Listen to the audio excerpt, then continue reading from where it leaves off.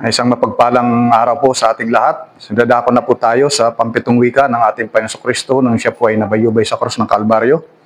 At ito po ay mababasa po natin sa aklat po ng Lucas 23, versikulo 46. Sumigaw ng malakas si Jesus, "Ama, sa mga kamay mo'y ipinagkakatiwala ko ang aking espiritu." At pagkasabi nito, nalagot ang kanyang hininga. "Ama, sa mga kamay mo ipinagkakatiwala ko ang aking espiritu." Ito ay isang panalangin ng pagsuko o pagtatalaga. Si Kristo ay Diyos na nagkatawang tao. Hindi rin ibig sabihin nito na mas mababa ang kanyang kalagayan kaysa sa Ama, kundi kapantay lamang po. Ayon po sa Filipos 2:6-8, kahit taglay niya ang kalikasan ng Diyos, hindi niya ipinagpilitang manatiling kapantay ng Diyos.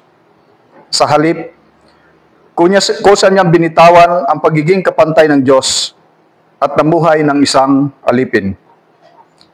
Ipinanganak siya bilang tao, at nang siya ay maging tao, nagpakumbaba siya at naging masunurin hanggang kamatayan. Maging ito ay kamatayan sa cross.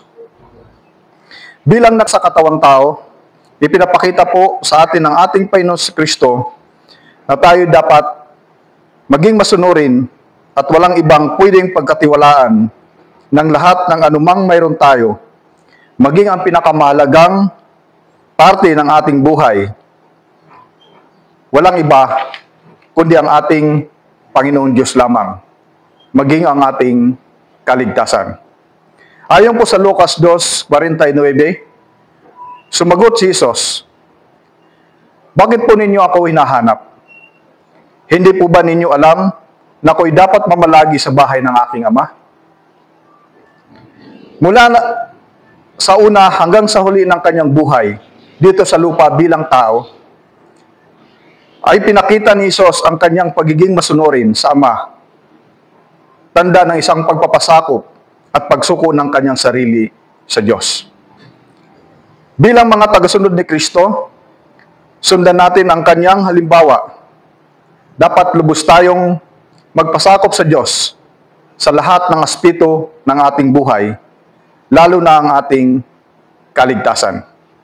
Ang sabi po sa Jeremiah 17:5, "Susumpain ko ang sinumang tatalikod sa akin at magtitiwala sa kanyang kapwa, sa lakas ng mga taong may hangganan ng buhay." So ibig sabihin po mga kapatid, na lalong-lalo na sa parte ng ating kaligtasan, ay hindi po natin dapat ipagkatiwala kanino man o sa tao ang kaligtasan ito. Kung si Kristo ay tao lamang po sa paningin ng iba, ay hindi po natin dapat ipagkatiwala sa Kanya ang ating kaligtasan.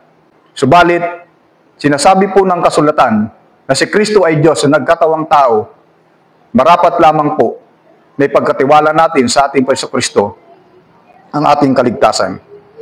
Ang sabi po sa mga gawa, sumagot naman sila, "Sumampalataya ka sa Panginoong Hesus at maliligtas ka, ikaw at ang iyong sambayanan."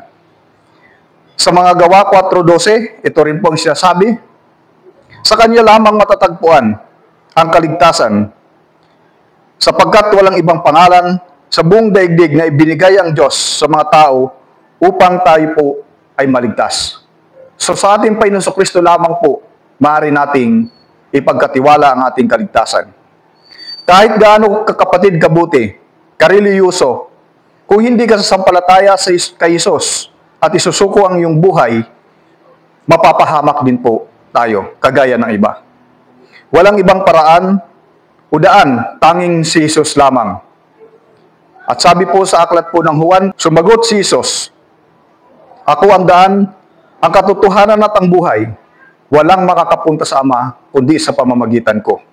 Ang sabi po ni Dr. A.W. Tozer, si Kristo ay hindi isa sa maraming paraan upang lapitan ang Diyos, ni hindi ang pinakamainam na paraan.